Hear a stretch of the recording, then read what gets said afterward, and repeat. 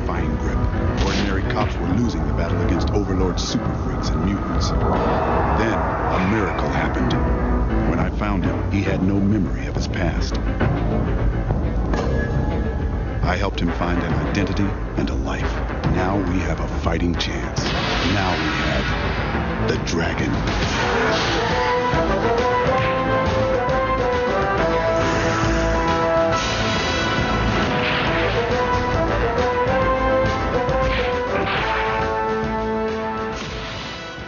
This is the Savage FINcast, the show surrounded by Kirby dots.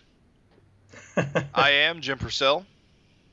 I am Raven Perez. And this episode, it's just us two.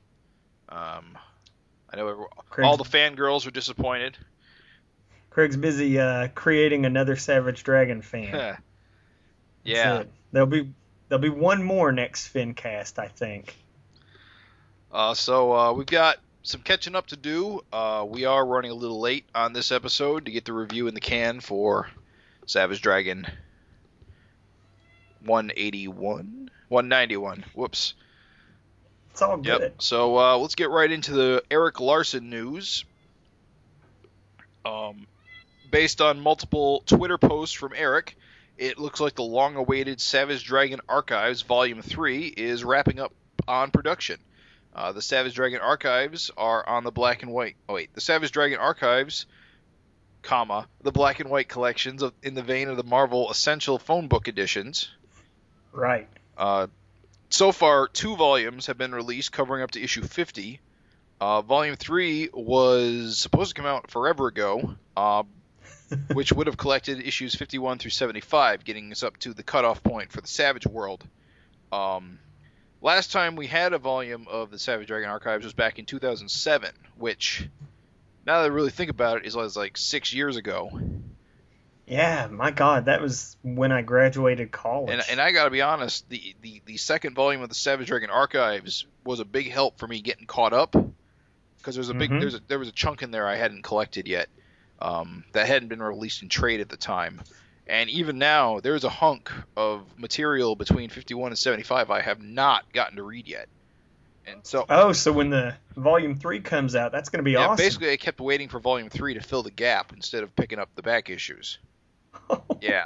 So you've been waiting 7 years for that. Yeah, that may have been a mistake. So much is going to make sense. But Erik posted on his Twitter regarding Volume 3, saying, on September 6th, he posted, worked all week on Dragon Archives 3. Hope to wrap up this week, but that's unlikely. Had to rescan a bunch of stuff. Ugh. Then on September 9th, he posted, I'm through the worst part of cleaning and monkeying with Archives 3. Those starfields are a killer.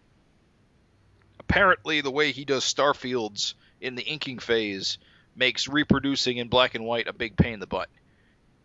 Yeah, anybody wants the geek trivia on it, it's just that when you read the book, of course, it looks like just a sky full of white dots. When he actually does on his line work, it's just black dots, and then the colorist has to go in and select those white or those black dots and just invert them, and then put black in the field. So every time there's space, that's a process they have to do every single panel. So yeah, I could see where if you're going back and doing 25 issues, 26 issues, that would be a huge pain in the ass.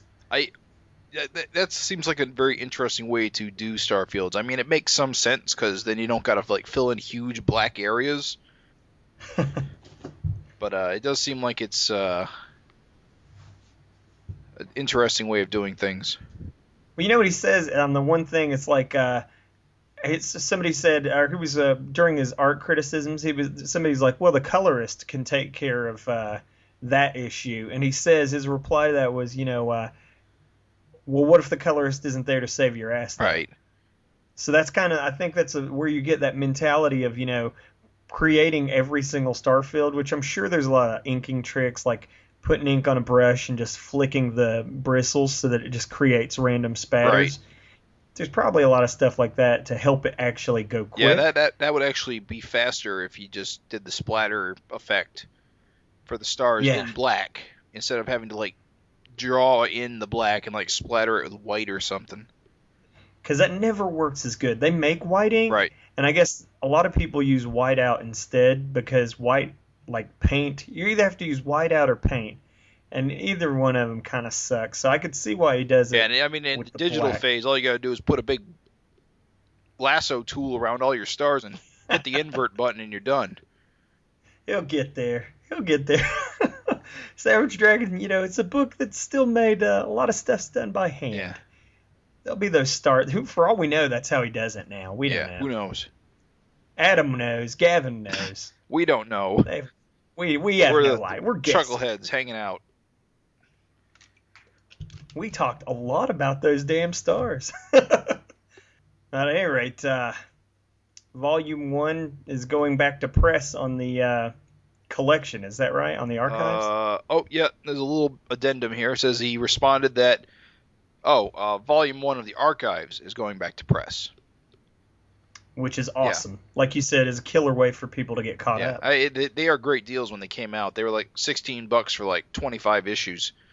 I mean, sure, it's black and white, but Erik Larsen's art looks gorgeous in black and white, so get a copy now.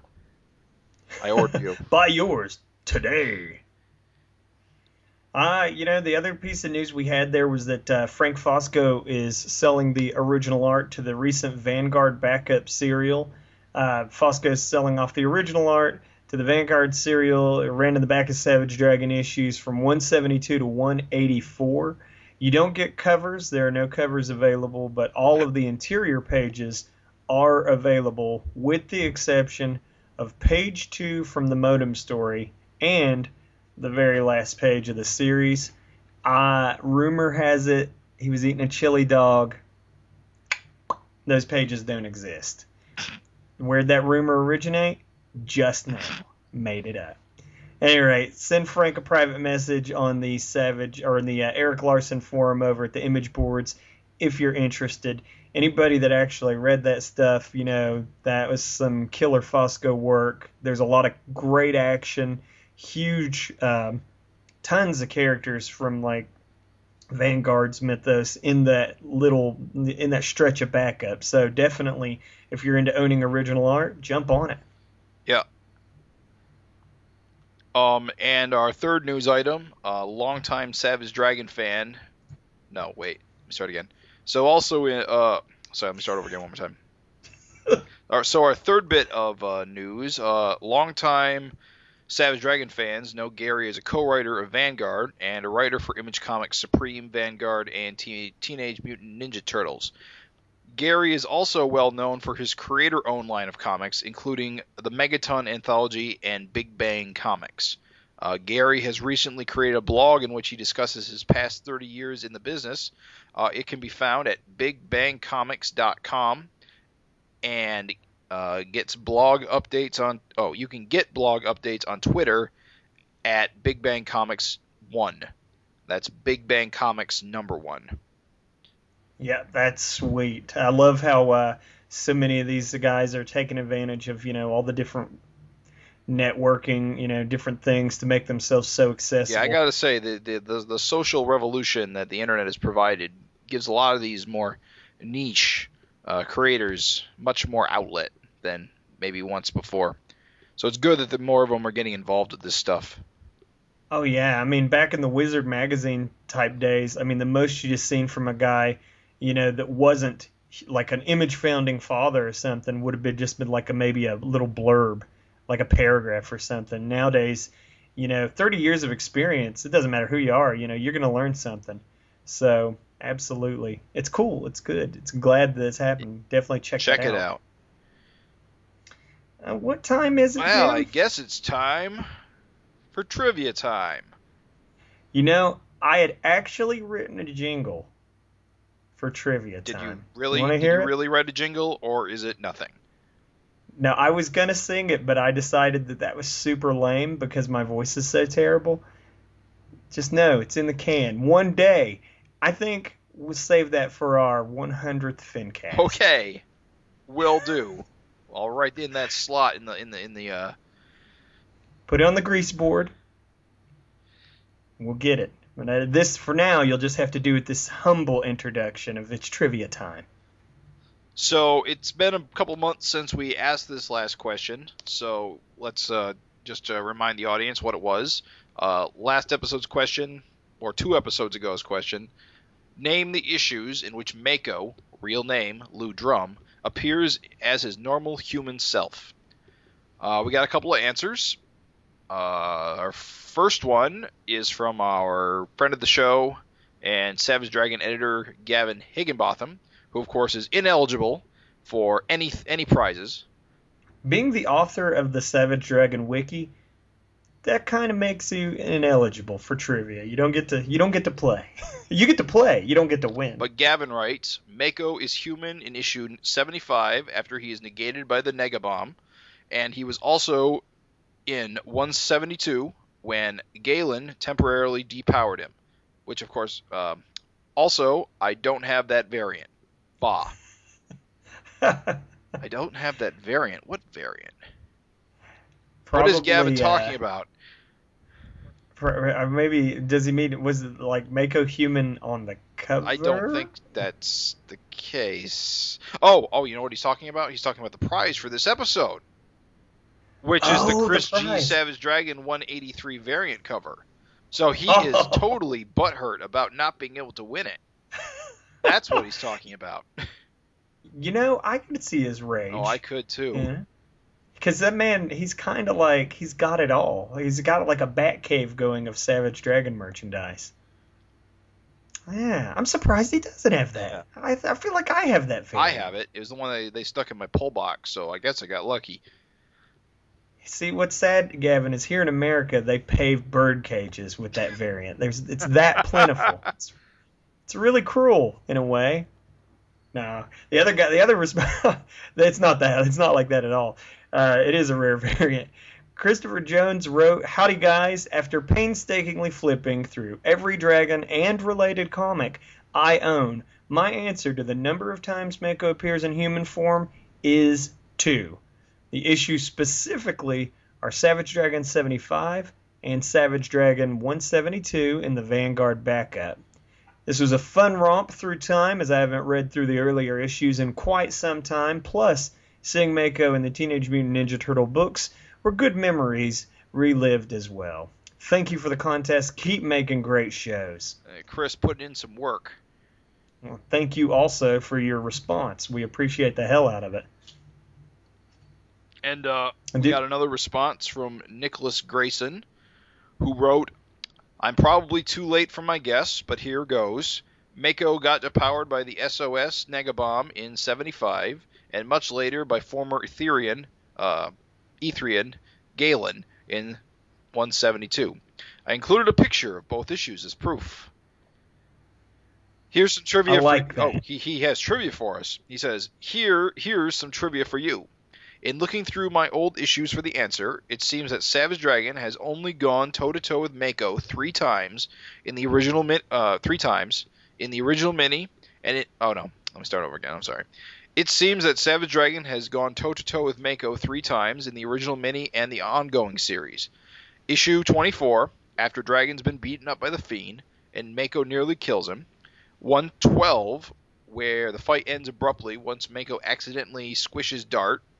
And the instant classic 190, where again, Mako nearly kills Dragon. So that's good trivia, because doesn't it seem like more? It does seem like a lot more. I mean, I would have had him as like almost like perpetual like rival, like they fight a lot. It almost seems a lot of these iconic guys that we all, we see as like rivals to Dragon, like Powerhouse and Mako, and they almost never have drag out fights together. Yeah, it's more they antagonize Dragon's supporting cast a lot of the time. That trivia really like flips my lid. I don't know. Like I said, I would have put him up there with Thor. Dragons fought Thor a lot, but I guess I could be wrong. Yeah, I mean, I think he's fought Thor like 2 or 3 times, but Mako has been there since the beginning. I think he was in issue number 1 and was part of the group that blew up the warehouse. You are absolutely correct. Mako's been in Dragon's life forever. To think that he went the entire series so far and has only really fought Dragon like the 3 times, that's banana sandwich. So that's killer trivia. I'd have never even guessed. You should be writing these, Nicholas.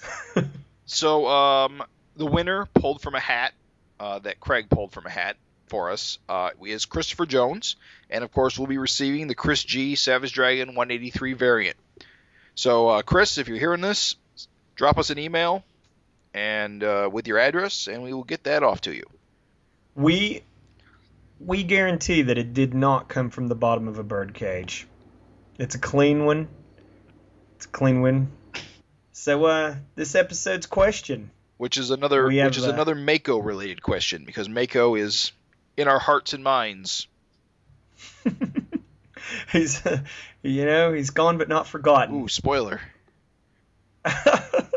Basically, the question is, appearing in over 65 comic book issues, Mako is one of, if not the most popular Savage Dragon villain to date, with the exception of Savage Dragon Ongoing, Initial Miniseries, Collections, or the Companion. Name as many titles, including issue numbers, as you can, where Mako appeared on the front cover. And the person who gets the most right will win. For a bonus point, name the comic title and issue where Mako appeared on the back cover. It's going to be hard, I think, this one. But I'm always blown away by the amount of people that nail it. I'm curious if anyone will be able to get that bonus point.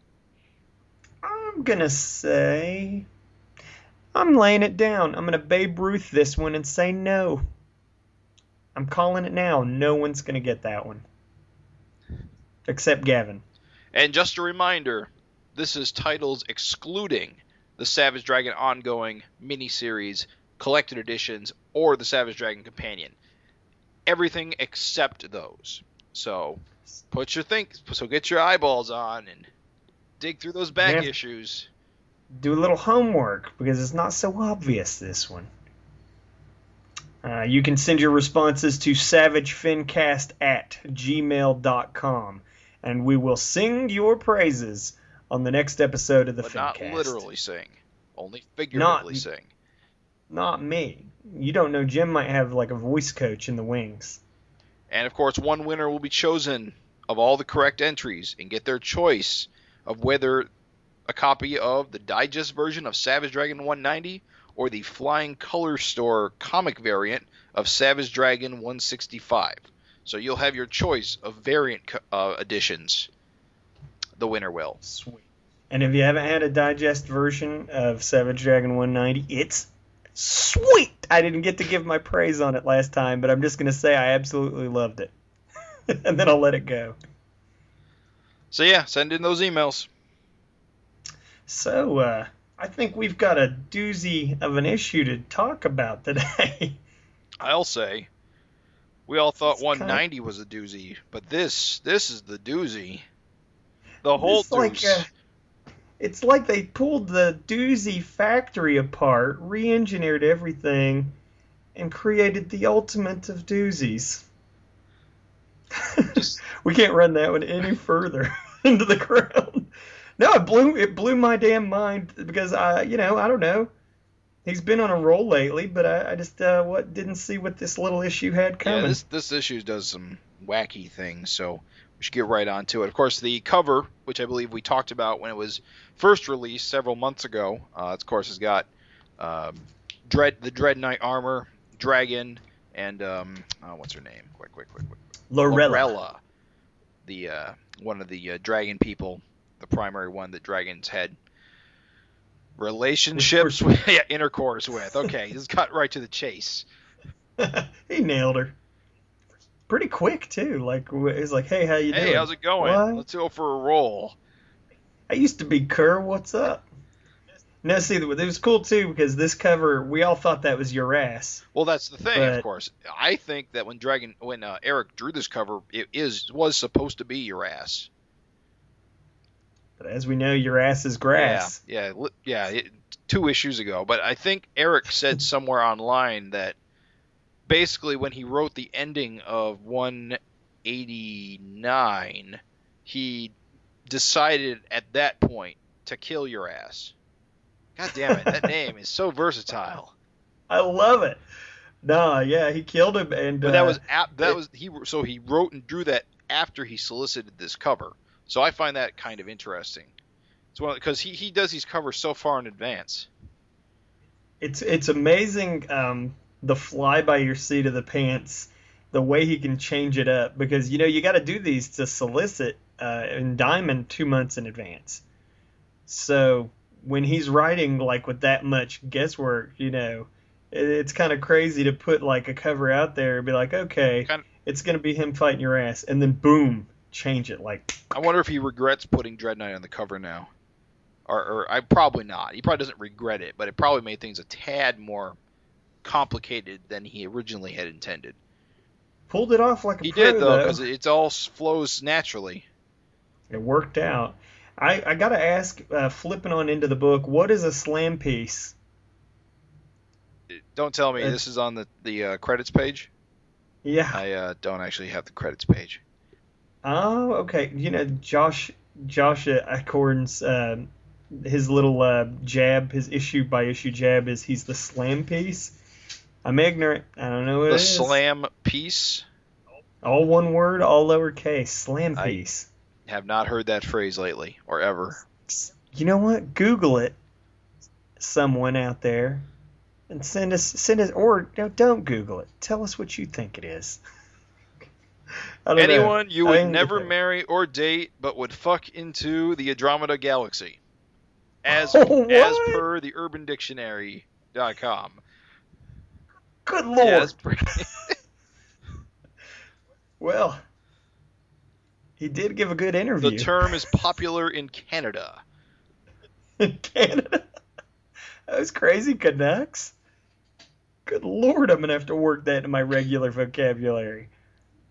Holy shitballs. All right.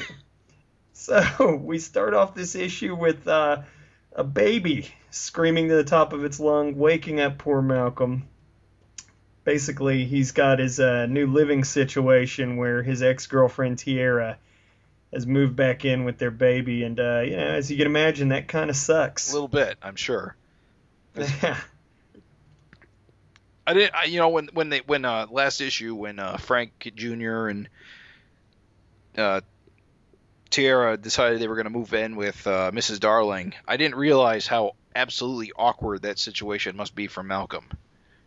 Terrible in every sense of the word. And what's so great about it is that she immediately doesn't even dance around. It jumps right to the, so now you don't have to be nice to me? Like, that's really like, it's like, oh, great. So you could see, I mean, if you're doing guesswork, if you're kind of trying to be a futurist, you can kind of see where the guy ends up in his own apartment. Yeah. Of course, didn't she break up with him? She got scared of like his life when Spoon died. Right. I want to say. I always want to say she slept with Frank before they broke up. Yeah. So really, she's the bad guy here. Whatever it is, if you've ever been around a newborn baby, they're just really like they poop and cry. So terrible for anyone. Thought bubbles spotted. I do like thought bubbles. They're on page 1. Oh yeah, and you know what? It's funny that that's a thing that like people don't seem to like understand how it works in comics these days. But that's how you use it. You want to show what the character's thinking, but not willing to say. It's that simple. Yeah. I'm picking on Bendis. Bendis was like... He does thought bubbles? I thought he's all captions. He wrote like 50 million issues of Ultimate Spider-Man. Right. And he never used thought bubbles even once. And then like he was writing New Avengers and he was like, gave an interview and he's like, I finally figured out how to use thought bubbles. And that was the worst thing I'd ever read in my life because he really didn't know how to use thought bubbles. Like everything that was in a thought bubble would be like an aside. Like you would read the character's main dialogue and then there'd be a thought bubble to be like, man, I hope he didn't notice I just farted. And it's like, it was so stupid. It was things the that worst. didn't have anything to do with the conversation, or They gave you insight to what the characters were thinking, but like really, it was never stuff you needed to know. So, yeah, thought bubbles good. Never. That is one of the tools of the trade. Use them. I'm trying to figure out how to use thought bubbles. I'm a little flaky on them myself. It's just this moment. You got something you want to think, but you don't want to say it. Put it in there.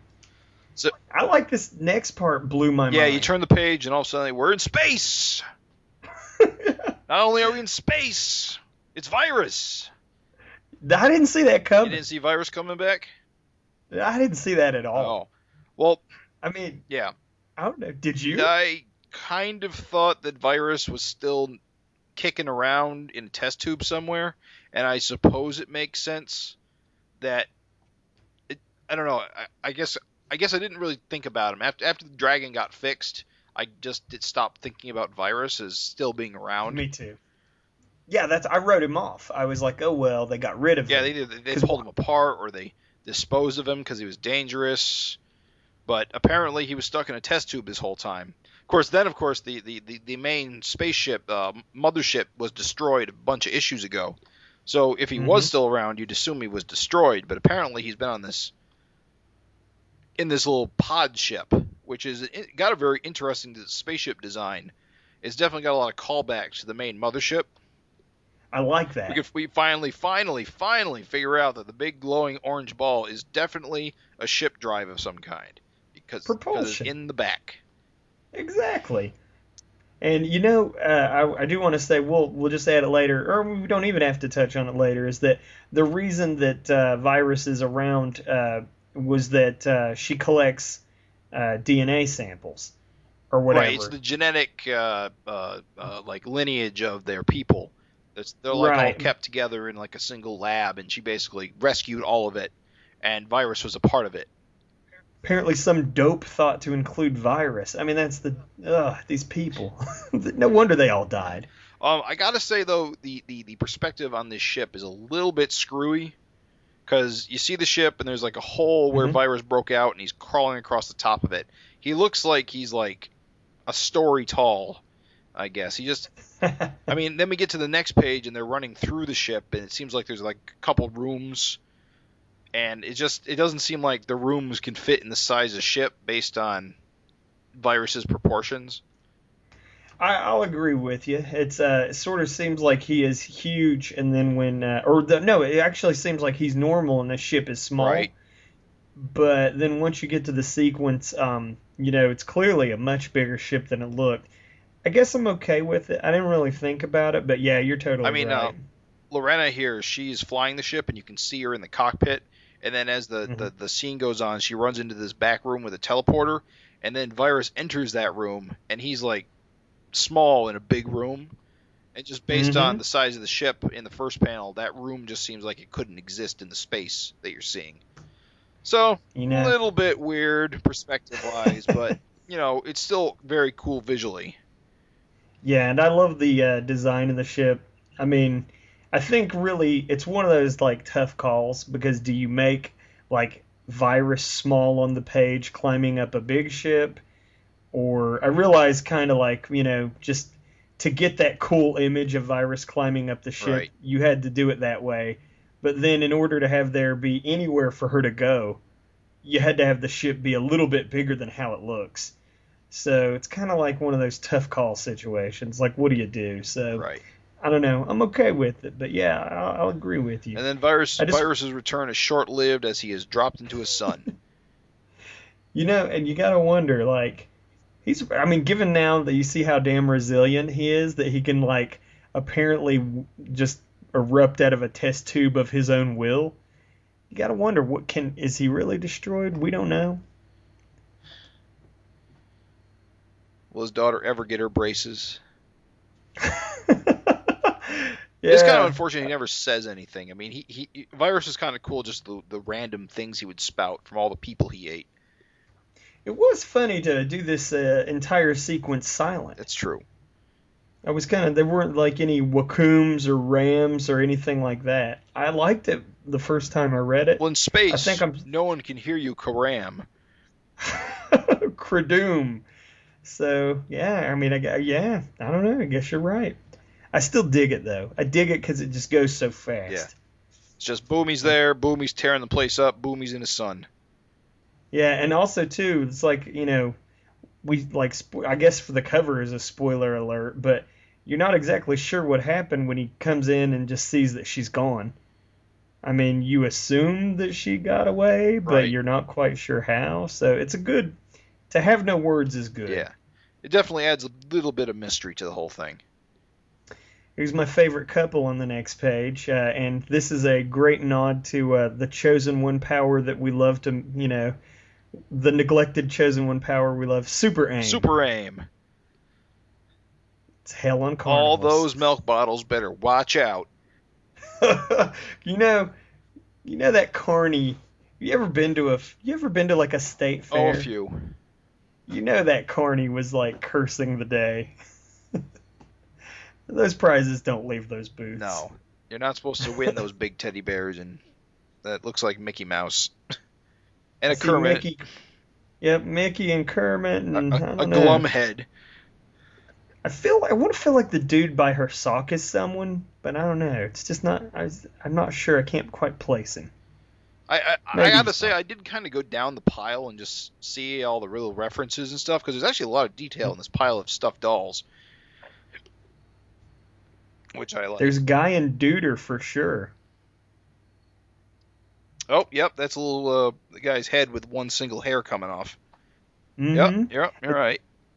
Guy and Duder, longtime Dragon fans know that's a recurring joke. This is actually just kind of a cute page in general, just because you don't see this sort of thing very often, and seeing Malcolm doing literal heavy lifting with all these like stuffed dolls and his girlfriend is just funny as hell.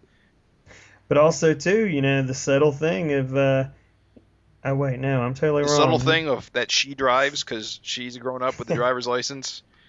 Yeah, there you go. I was gonna say, oh, he's got a car, but no, she's driving. It's so, Maxine's car. Which Okay, makes her the coolest kid. Yeah, Maxine and her parents. Oh well, we'll move along. This next page, a double page of spread of awesomeness. How do you introduce the jailbreak? Double page spread. Just dump and, all these guys we haven't seen in a while. That's what I was gonna say. We haven't seen Chaos and Control in a long time. I like seeing Rogue Warrior again. Is that the Mohawk dude? Mohawk dude. I mean, I just thumbed through some older comics. I mean, the last time we saw him was like back in the 90s or 80s even. He was like Cyber Face's prison warden in Australia, and then Dragon dressed up as him to infiltrate the White House. That's right. I knew that there was having some like memory of like the Finn and the Mohawk somehow being related. That's hilarious. Yeah, he dressed up to get past Super Patriot, who was brainwashed at the time, and then the red skin paint rubbed off, and it didn't work. It was great. You know what else? Shard of Glass guy, like Shard guy. This is where Craig is missed. But the guy that's just shards, he's a long-time guy. I don't think he's ever been a heavy hitter, but yeah. I like to see that he's still around. I want to say gas mask, Casey Jones-looking chick is another regular recurring background character. Definitely. I don't really recognize the green radioactive looking guy. Yeah, I was gonna say he feels new. Yeah. I don't think I've seen him. But man, Chaos and Control. Yeah, and what's funny here is that Control is actually like most of the villains now. He's starting to show his age, he's got right? the gray hair going on and the kind of wrinkly face. Just begs the question: what happens when he, dies? Because Chaos doesn't look any older, obviously. But then you got Dragon with his tiny arms in his cell, going no. I love that his arms don't just Wolverine back from issue to issue. Yeah. It does take time for them to grow back. We never really see them when they're like little tiny baby hands, like coming out of the nubs. I mean, a lot of the times though, it does seem like he like grows his like skinny arms overnight. I suppose that just has to keep the story going. But I always kind of wondered if like the fingers start pushing out and like slowly, He's like, I got little tiny arms. Oh God, I want to puke in my mouth. That's such a nasty visual. I mean, I guess it makes sense, you know. You can't just magically have arm. It would have to stem from the torso. Yeah. Oh, that's gross. You know, that's, I guess, the issue that we need to see is where Dragon somehow saves the day with baby hands poking out of his shoulder sockets. Ugh. No, what's funny, though, is that, you know, Dragon, of course, trying to still be a do-gooder, and they really don't need his help. Well, it's not that they don't need his help, it's they don't get his help. We can handle it, and then they get killed. Well, they do have the Dread Knight robots. Like, Eews was Dread Knight, as we've discussed, and I guess part of his contract was that these robots are his doing. Oh, So- you know what I didn't realize? The Dread Knight robots were on the side of the guards. I don't know how I missed that. For some reason, I thought they were It's- coming through with the Vicious Circle goons. No, they're actually, you know, Dragon, I guess that's the point of this page, is he's like, I can help, and then he's like, oh, you don't need me, because they've got the robots. See, yeah. What? This is a really funny page. This middle panel of Dragon raising his eyebrow, and him going, I can help you deal with this, and then they're like shooting the bad guys, and he goes, or not. Not as good. But, yeah, now that I'm reading this page, it's more obvious now that the Dread Knight robots are coming to face the Vicious Circle goons. He does have the clarification panel, too, on the next page, where he addresses that those are upgraded Dread Knight robots, and there you see one blowing a hole in whoever, just some fin-faced guy. I mean, some kind of like aquatic-looking dude getting a hole in his torso. So these Dread Knight robots are kind of kicking ass. Well, see, for some reason I thought they were like killing other inmates. Like the Dread Knight robots came in and blasted another inmate through the torso. So, yeah, I thought they were coming through. See, it's hard because it's a Super Freak prison. It was kind of hard for me to tell if they were killing a Vicious Circle guy or killing a prisoner. I guess it must be a prisoner because Dragon's still in prison, so the others all must still be behind bars. Oh, you know what? It's funny. Brapple Lorch. How did I miss that? I guess this guy's like puking on people. Yeah. The guy that we thought was radioactive. Right. Yeah, and he's puking on a Dread Knight robot, so now it's more obvious. Okay. And I guess Casey Jones chick is in charge of opening the doors. Yeah. I don't know her powers, so. So yeah, everyone gets yeah. let out because this is a prison break. Basically, it looks like what's happening is the Vicious Circle's trying to consolidate their forces. So Firepower has sent them in to spring everybody. Right, I forgot Firepower's still in charge. I just feel like Dart's already in charge, but yeah. We'll talk about that later, but yeah, my hunch here is that this group is being sent by Firepower, and they're coming in to bolster their ranks. Yeah.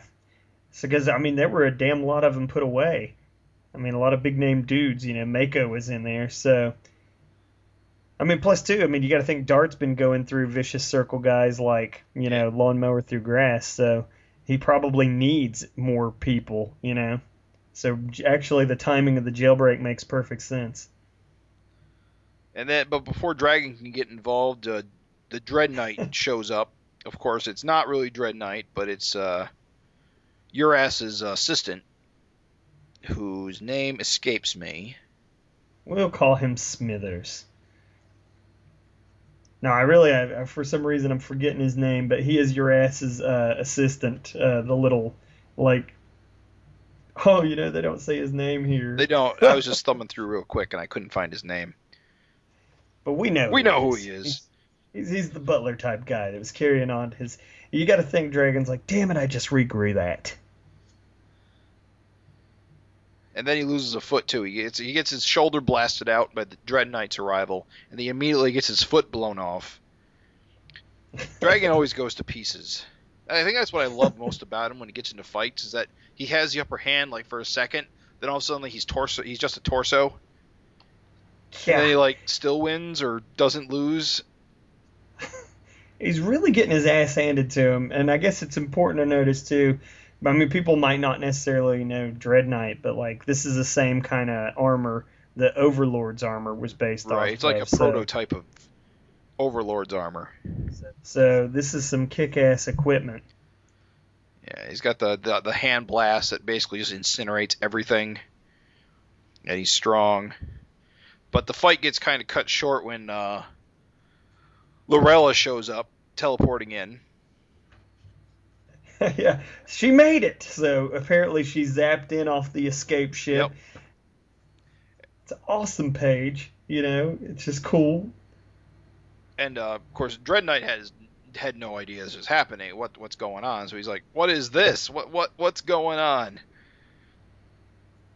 I like Dragon. I like her baby. arrival. I mean, it's just kind of fun. It is a good way to interrupt the pace because it looks like they're getting ready for a throwdown, and then boom, Lorella. This next page rips my guts out. I hate it. I hate it. I hate it too. Parents can be so cruel. Shitty parents.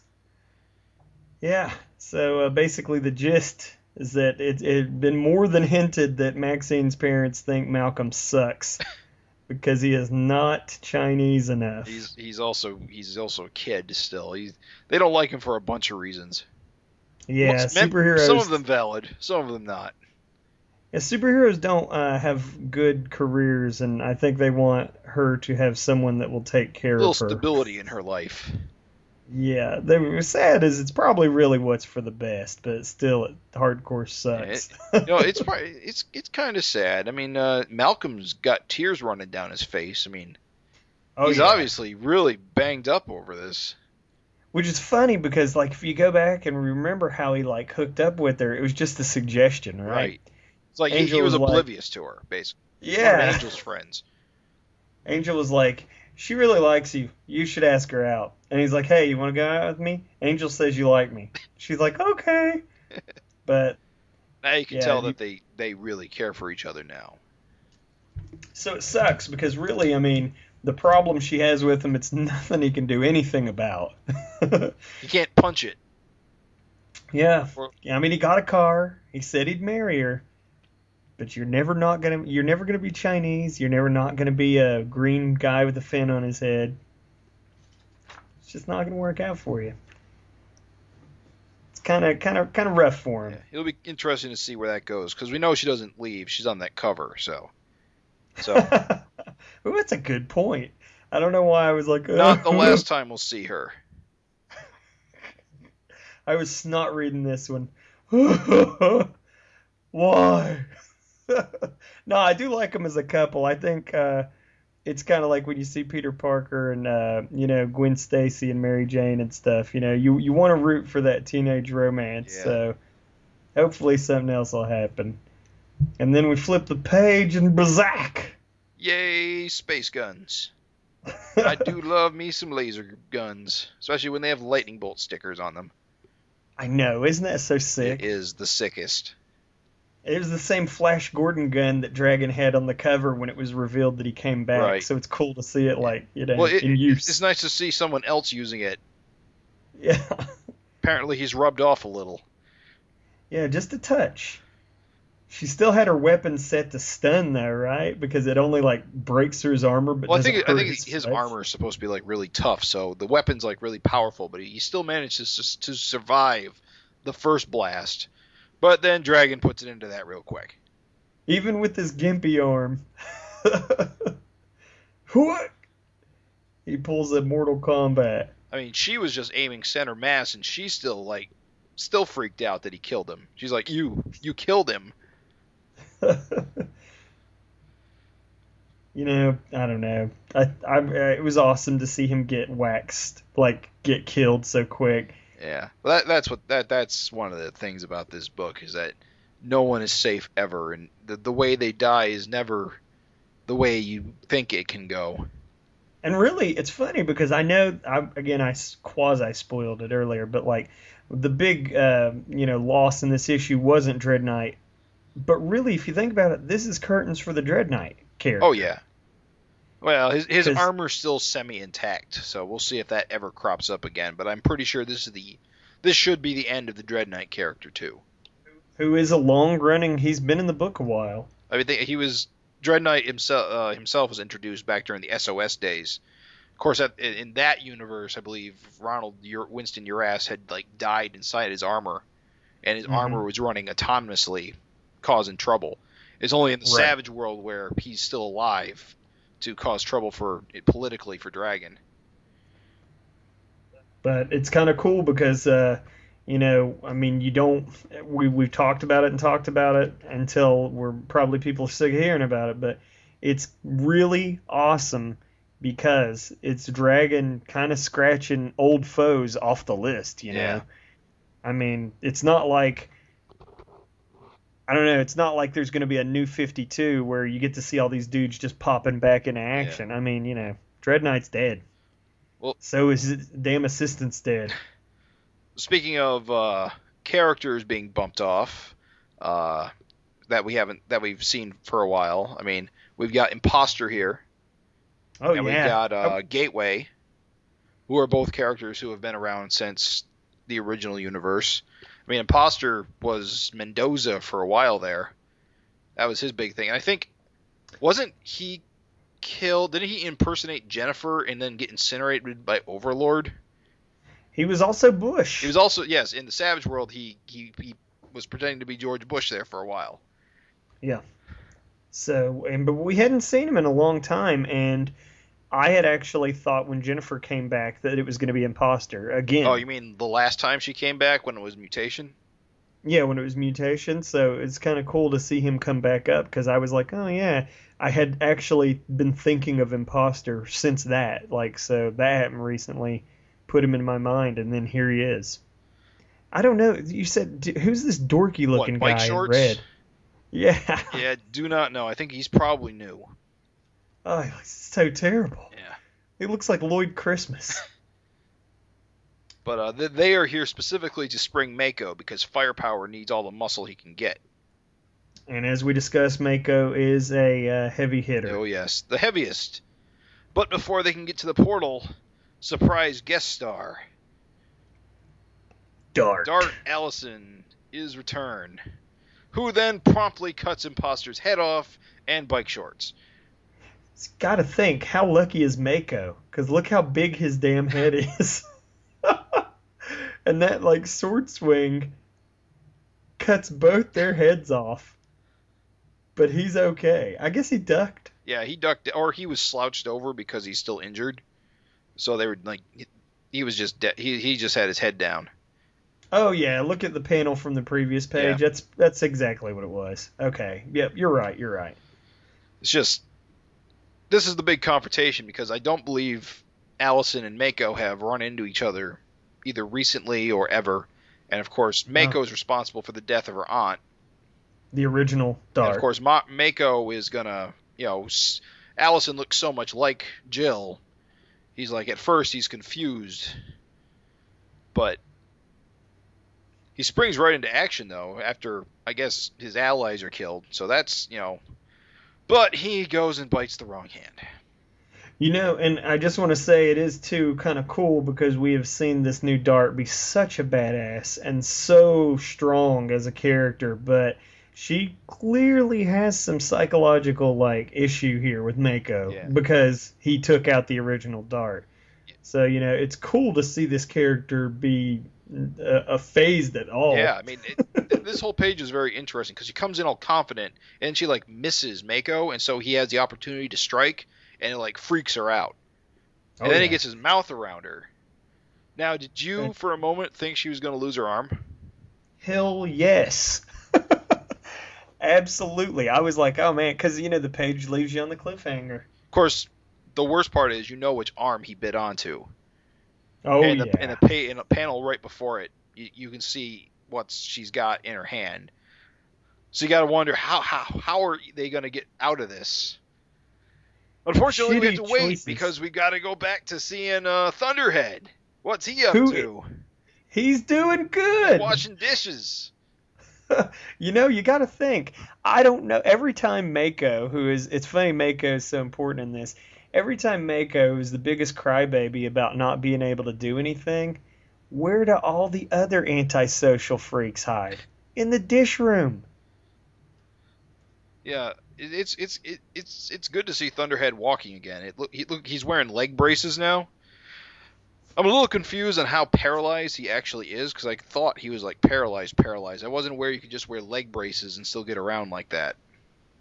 Well, I guess the way I took it is that he's, being a freak, a bit more resilient than normal people. Right. And, the leg braces from paralysis indicate that, like, he's not 100%. But, I mean, he definitely, I don't know, he's able to be employed, you know.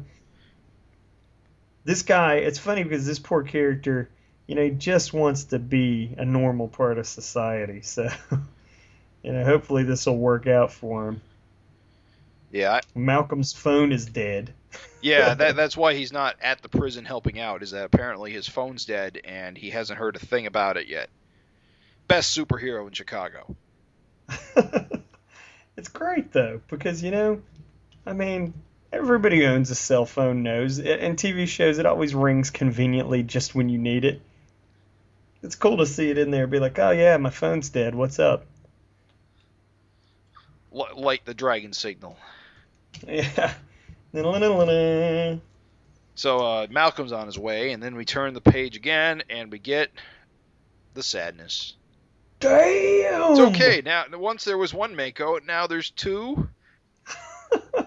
He's got a splitting headache. Man, it's got to be tough seeing this page panel for the first time, because it is so final. It punched my guts, last issue he had a chance with, like, getting shot those 3 times, but now he's in half. And there's just... This isn't like, oh, yeah, he might be okay. It's like, he's fucking dead. Oh my, is he? He's so dead. It freaked me out. I was kind of like, and again, it's one of those, it'd be like if you saw Spider-Man rip Green Goblin in half or something, Mako's kind of one of those, I thought, Erik, I think, has said in interviews before that he's one of his favorite characters just because of the visual alone. Right. So yeah, it's sad to see him go, but I think this was the best way for him to go. Basically, I mean, either get killed by Dragon or at least Dart's a really good choice. Yeah, their history basically gives it some significant weight. Yeah, it ain't like Flash Mercury threw him to the moon or anything. Yeah. So it does actually, like you said, have historical significance, and he was taken out by a serious contender. I mean, a real badass in the book. So it also, once again, helps cement Dart's rise to the top of, like, ultimate badasses in this book. Right. And now that Mako's dead, she feels like, she says, there's no one left for me to fear. I'm free.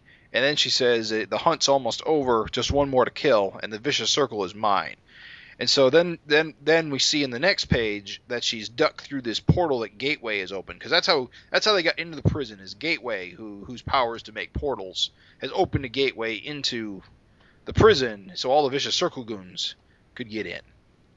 And now Dart's ducked back through it. Presumably, she's going to give Firepower a big wet kiss. You gotta, that's good. You gotta think, like, how screwed are they? Because that portal clearly leads right to wherever they are, the vicious circle is, right, or wherever. So yeah, that couldn't have worked out any worse for them. Yeah, and then we lose another semi-long time character in Gateway when Dragon shoots him in the back with the ray gun. So yeah, that's another major vicious circle asset taken off the table. So 3 fairly awesome, like, heavy characters, really. Boom! Just wiped out in an issue. It's awesome. I'm just saying, it's kind of kick-ass. This book is heading towards its reboot with all kinds of, like, very final house cleaning. Oh, yeah. And finally, once Gateway's dead, of course, the portal shuts up, and control can be reestablished. I like how everybody's like, hands up. Oh, whoops. Okay. We're done. Of course, the prison guards come in and tell Dragon to drop it. It's kind of interesting to see Dragon in this role. Basically, he still wants to be the hero, but he is not in control here. It's got to be tough for him. And too, even though he's clearly helping, I mean, he could have with that gun, he could have run out of that portal or whatever. The guards, they're still treating him like, sorry, you're a prisoner. You got a superpowered gun. Hands up. And he's cooperating, so I don't know. It's an interesting spot because he's still playing by the rules, even though really he's on death row. Yeah. So things finally calm down. Malcolm arrives on the scene too late to be of any help, and Dragon and Lorella get some private time in apparently a heavily armored observation room. So it's kind of funny about Lorella and her arrival here and how they're treating her. I gotta wonder how they're dealing with this person who just turned up, who's not supposed to be here, who looks just like Dragon. Yeah, you would assume just based off nothing more than her looks is an accomplice. Right. She brought him a weapon. Yep. She might even be under arrest at this point. We don't know. That's an interesting thought. But what it all boils down to is their conversation is Lorella really wants to save the lineage of her people that have basically been completely wiped out thanks to the Tyranian Combine. Right? Did I pronounce that right? But I feel like you did. The aliens that have long played Vanguard, right. Plagued Vanguard. But and she says rather ominously at the end that in order for our race to live, Savage Dragon must die. ... Dun dun dun. Which I didn't see. That was a nice little huh. Well, the phrasing's kind of weird. My assumption is that it's gonna. I don't know. There's like a couple of ways it can go. I'm excited. I'm very interested to see what happens. Of course, we all know we're going towards that Malcolm reboot, so it's kind of like whatever that means, is you got to think. I mean, let's play futurist for like 2 seconds because we're on the last page. When you saw Lorella, I mean, the assumption is that Dragon's going off again. Right. That's what you'd think. Yeah. So, you gotta wonder, though, this whole Savage Dragon must die. Yeah, but why say Savage Dragon, though? Let's see. Seems like she's like separating the heroes, the person Savage Dragon. Like, kill Savage Dragon, get Kerr back. Or not Kerr, but Dragon Kerr. Or whatever.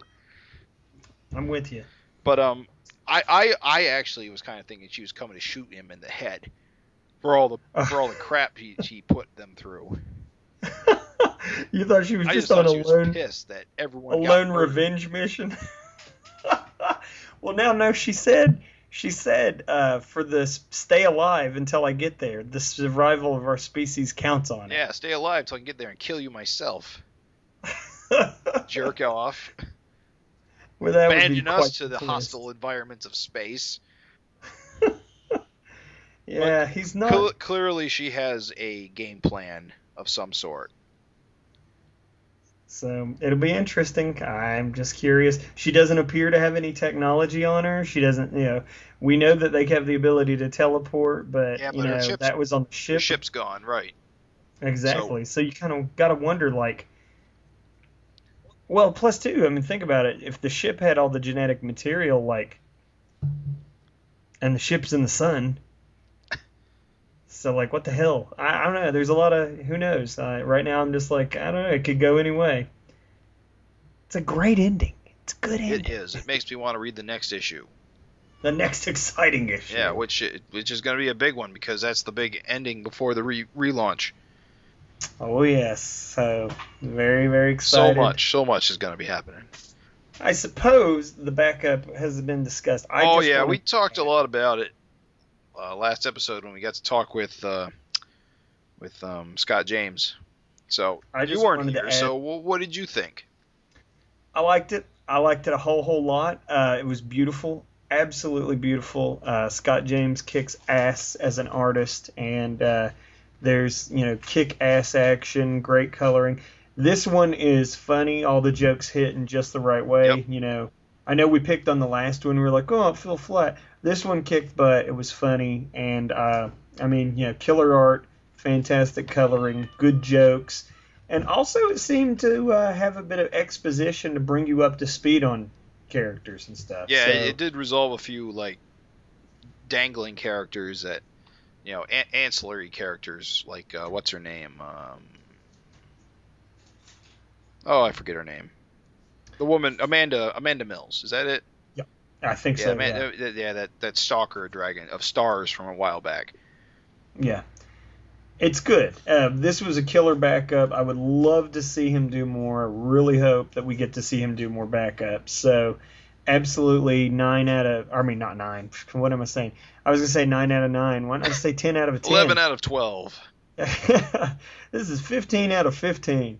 No, this is a 10 out of 10. Absolutely rock solid backup. Great art, great coloring, funny, good story, good stuff all the way through. So good stuff. Kick ass. Great job, everyone involved. So that was a hell of an issue. That was a good issue. All hell of issues these days. I gotta say, with the next generation of dragon villains, so I guess you gotta have. I really. With everybody else having kids and stuff, there's been zero indication to imply that there would be any sort of Mako offspring. Oh, well, I think the implication there is after Jill, there wasn't anybody else in his life. That's why he's so hung up on her. So I'm just saying, it's kind of sad. It is. You're saying that because there is no Mako 2.0. It's just... Exactly. Yeah. Like, we get a Open-Face Jr. Right. And we get Inferno has a daughter, and Dung has his daughters, but it's kind of like I wonder... I guess, well, maybe there's some Atlantean girl out there. How do you fill the void of that kick-ass visual of a shark man? That's what I'm wondering. Yeah, it's tough. It's got to have something. And it's not just his look. He's a storied personality that... He's only as cool as the fact that he's been around for 193 issues, 94 issues, because he's just got so much pathos to him. Yeah, you feel sorry for him because you know that he really could never fit into society. So, yeah. Yeah. I don't know. I'm saying it's good. He's a tragic villain. He's the best kind of villain. Yeah, that's it. And I don't know. That's honestly one of my big worries about the new direction. Uh-huh. I mean, we know Erik can create new characters. We know he is one of the best at character design. But if you just dump a whole bunch of new characters on us, they won't have the history. It'll be hard to. I know he just seems like over the last little while he hasn't done as much character building on the villain side of things. There just doesn't seem to be an iconic villain character to come out of the last, I don't know, 40 or 50 issues. I could see that where basically when the book started, Thunderhead maybe, but Thunderhead is like Thunderhead I guess works. Thunderhead is a character that's getting a lot of traction, a lot of build up, but he's not really a villain anymore. But his history, his future is still wide open. He can go anywhere. He's got a kick-ass visual too. So I feel like we'll get that. I think that when the book has its reboot, you'll probably have some experimenting. Yeah. But I feel like eventually you're going to find those guys that are just kick-ass visuals. And, like you said, the book did settle into it a little bit with your stock vicious circle guys. But, I don't know. Like I said, Mako, super surprised. Yeah, you really thought he was going to keep going? I did think that there was setup for him and Malcolm to have sort of a thing. Well, that's true. They did have that one fight. Although I always thought that Angel made a better foil for him myself. Yeah. I don't know. I'm just, like I said, I'm just surprised. It caught me off guard. But yeah, you're right. I mean, they have some history. I mean, I think he's fought Malcolm at least as many times as he fought his dad. Well, yeah, actually, we learned through trivia. Yeah, that's probably exactly correct. It's just the thing is like I said, I just when we're kissing this book's ass, I just have to say that a lot of people don't have the guts to wipe out their heavy hitters like this. That's true. So, like, he's such a definitive visual. Like, you know, the Rhino is not the best Spider-Man villain. And why do I keep going back to Spider-Man? It's because Spider-Man has really a unique, definitive, like, rogues gallery, like the Sinister Six. It would be like one of the Sinister Six getting, you know, killed. Right. Like, permanently.